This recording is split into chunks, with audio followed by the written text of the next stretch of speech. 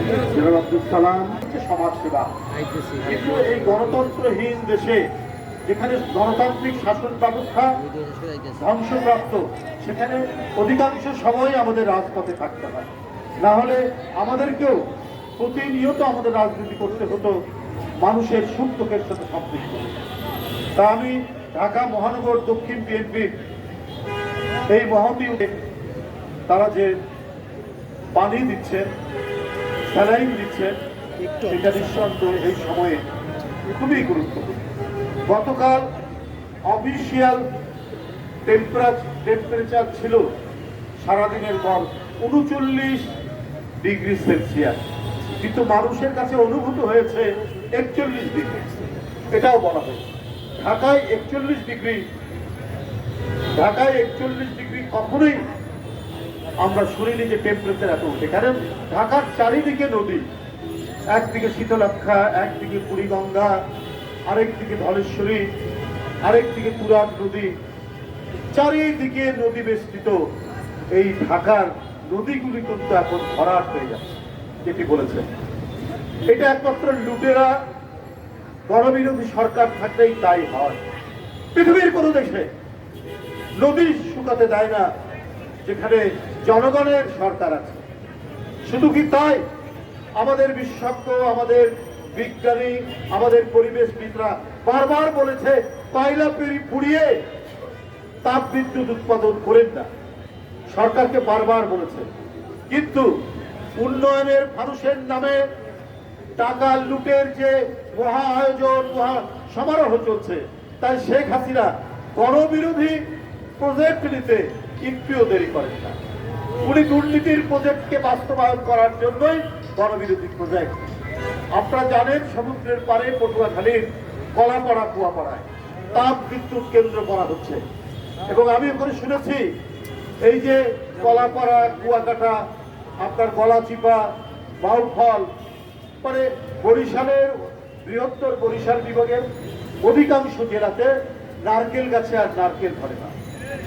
যে নারকেল গাছ ওই সব এলাকার সমুদ্র ধারের এলাকার প্রধান ফল, সেখানে আর ধরে না। কচি কচি নারকেল ধরার পর শুকিয়ে ওটা পড়ে যায়। অথচ এক সময় ডাব, নারকেল রাস্তার মধ্যে পড়ে থাকবে এইসব এলাকা।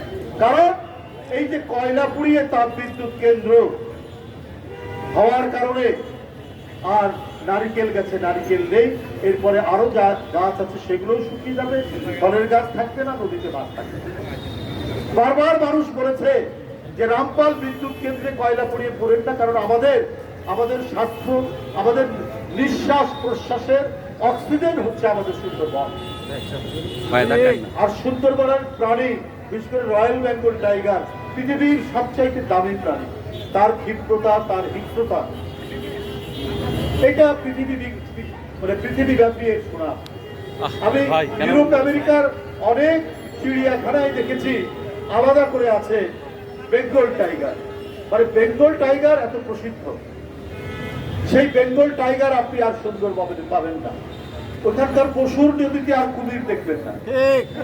আল্লাহ তাআলা কিন্তু কোন জিনিস অপ্রয়োজনে সৃষ্টি করেননি। গাছ, মাছ, পানি, কুমির, বাঘ প্রত্যেকটি প্রত্যেকের সাথে ব্যালেন্স করছে, এবং এটার মধ্যে দিয়েই আমাদের যে নিঃশ্বাস প্রশ্বাস, আমাদের বেঁচে থাকা নির্ভর। কিন্তু সরকার বাংলাদেশের মানুষকে তো রাখতে চায় না, উনি বাঁচতে দিতে চায় না। এই যে আমাদের ভাতিজা ইশরাক, অত্যন্ত জনপ্রিয় তরুণ নেতা, আর সুন্দর কথা বলেছে যে আবার কিছু কিছু জায়গায় রেশন খোলা হয়েছে। কেন? জিয়াউর রহমানের সময় থেকে ধীরে ধীরে রেশন বন্ধ হয়ে গেছে, আমাদের ফলন বেড়েছে, আমাদের উৎপাদন বেড়েছে, আমরা বিদেশে চাল রপ্তানি করেছি। ওই দেশ আজকে আদা কিনতে হয়, আজকে রসুন কিনতে হয়, আজকে পেঁয়াজ আনতে হয়, আজকে চাল আনতে হয়। কেন? এইটা শেখ হাসিনার ব্যর্থতা।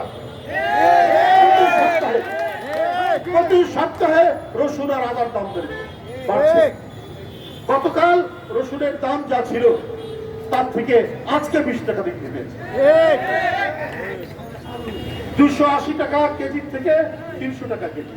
আদা আপনার গতকাল ছিল 250 থেকে 300 টাকা কেজি, আজকে হয়েছে 300 থেকে 350 টাকা কেজি। এই আদা আমদানি করতে হয় ডলার দিয়ে, ডলারের মূল্য ফ্লাকচুয়েট করলে আমাদের আদার দাম বাড়ে। এটা হচ্ছে ব্যর্থ নীতি, এটা হচ্ছে শেখ হাসিনার জনবিরোধী নীতি। তার কারণে আজকে মানুষ ভুগছে অনাহারে, অর্ধাহারে। আজকে সন্তান বিক্রি করে তার পেটের পেট ভরাতে হচ্ছে গরিব মানুষ। আর অন্যদিকে কি চলছে? অন্যদিকে চলছে অনাচার পাপাচারের এক বিস্তৃত পরিবেশ। শেখ হাসিনার আরেকটা দামি নির্বাচন করতে চাচ্ছেন, উপজেলা নির্বাচন। আরে বাপরে বাপ, কি নির্বাচনের আপনার ভর্তি তাদের। আওয়ামী লীগেরও অন্যান্য নেতারা কেউ সুযোগ পাচ্ছে না। আওয়ামী লীগের এমপির শালা, আওয়ামী লীগের এমপির ছোট ভাই, আওয়ামী লীগের এমপির স্ত্রী, এরা হচ্ছে আপনার ক্যান্ডিডেট। আওয়ামী লীগে তো আর সাধারণ মানুষ কেউ যায় না। তো ওদের যে সমস্ত নেতারা ছিলেন তারা আস্তে আস্তে ফুরিয়ে যাচ্ছে, তারা আস্তে আস্তে মারা যাচ্ছে, তখন আর যোগ্য লোক নেই। আপনার একজন মন্ত্রী আছে নাটোরের সিংড়া, তার পরম আত্মীয়, তাকে উপজেলা নির্বাচন করতে হবে। এই জন্য তার প্রতিদ্বন্দ্বীকে অপহরণ করেছে। যে গাড়িতে অপহরণ করেছে সেই গাড়ি থেকে রিভলভার পড়ে গিয়েছে। পুলিশ সেই ব্যাপারে নিশ্চুপ। আর আমরা যদি এখন একটা মিছিল করি, চারিদিক ঘিরে ফেলবে পুলিশ। তার জল কামান দিয়ে, তার উদ্ধত বন্দুক উঁচিয়ে ঢাকা ফায়ার করে বিএনপির মিছিলকে তছনছ করতে তারা দ্বিধা করবে না।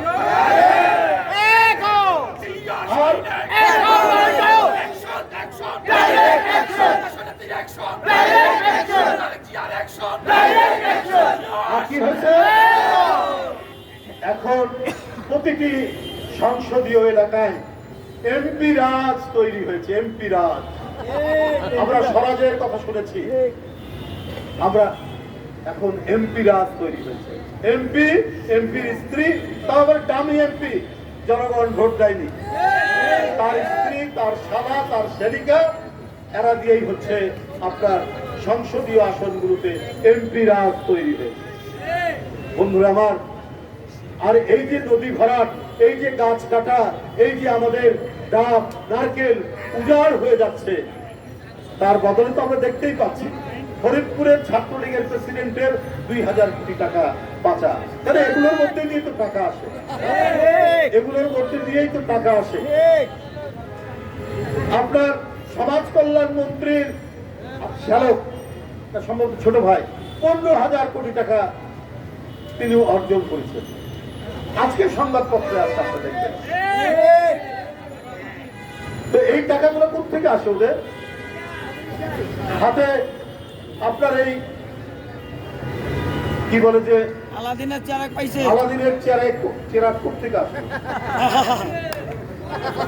রাতারাতি এত টাকা, এত পয়সা। ওই যে আমার ভাতিজা বলেছে, অস্ট্রেলিয়া, সিডনি, ওই কি বলে কানাডা, ইউরোপ, দুবাই, এদের এত বাড়িঘর হলো কি করে? এদের একটা সেকেন্ড হোম, একটা ফার্স্ট হোম, আর একটা লাস্ট হোম। ওদের হোমের আর শেষ নেই। কিন্তু আলটিমেটলি যে আজিমপুরের ওই হোমে যেতে হবে, এটা আওয়ামী লীগের ভুলে গেছে। ওইটা তারা ভুলে গেছে বলেই আজকে তারা স্বর্গরাজ্যে বাস করছে। কিন্তু আমি যে কথা বলতে চেয়েছিলাম, তাহলে রেশন দিচ্ছেন কেন? জিয়াউর রহমান তো আস্তে আস্তে রেশন তুলে দিয়েছিলেন, কারণ আমাদের উৎপাদন বৃদ্ধি পাচ্ছে। আসলে এই সংকট, খাদ্য নেই, সবজি নেই, মুরগি মাংসের দাম আকাশ থেকে আরো মহা আকাশের দিকে ছড়িয়ে গেছে, মানুষ খেতে পারছে না। তাই এখন রেশনের দোকান খোলা, রেশন কার্ড করা। আমরা আমাদেরও মনে আছে, সালাম ভাই তারও মনে আছে, 72-75 দেখেছি লাইন ধরে মানুষ রেশনের দোকানে আহাজারি করেছে। মানে 1 কেজি চালের জন্য দাঁড়িয়ে আছে কার্ড নিয়ে, একটু সস্তায় তারা চাল পাবে, ডাল পাবে, এই আশা। আজকে এই পরিস্থিতি। বন্ধুরা, ওবায়দুল কাদের আছেন না একজন মন্ত্রী নাকি? দেন কেন? আর একটা পাল্টা দেখা যায় যে আপনাদের উনি বলেছেন যে তাদেরকে মানসিক ভাবে বাধা দেওয়ার জন্য। মানসিকভাবে বাধা দিবেন বিএনপির নেতা কর্মীদেরকে, এই জন্য নাকি ওনারা পাল্টা কর্মসূচি দেন। এইটা মানসিকভাবে ভারসাম্য যাদের হারায় তারাই এই কথা বলতে পারে। এই কাজগুলো তো করে পাড়া মহল্লার গুন্ডারা, পাড়া মহল্লার সন্ত্রাসীরা। একজন একটা কিছু করলে পরে সেখানে পাল্টা হামলা করে। কারো বাড়িতে যদি বিয়ে বাড়ির অনুষ্ঠান হয় সেখানে গিয়ে চাঁদা চায়, এই টাকা না দিলে তোমার বিয়ে বাড়ির অনুষ্ঠান করে দেবে। ওবায়দুল কাদের এর মন্ত্রী আপনার ফরিদপুরের ছাত্রলীগের নেতাদেরকে কোটি কোটি টাকার ব্যবস্থা করে দিবেন। এই কারণেই এই ক্ষমতার সোনার করে তারা ছাড়তে চান না। বন্ধুরা আমার, আর বক্তব্য দীর্ঘায়িত করবো না। যে কথাটি এখানে বলেছে যে লালবাগের সোহেল, এর মধ্যে সাধারণ মানুষকে, রিক্সা শ্রমিকদেরকে এবং অন্যান্য শ্রমজীবী মানুষকে পানি এবং স্যালাইন দেওয়ার এই মহতি উদ্যোগের জন্য তাদেরকে ধন্যবাদ জানাই।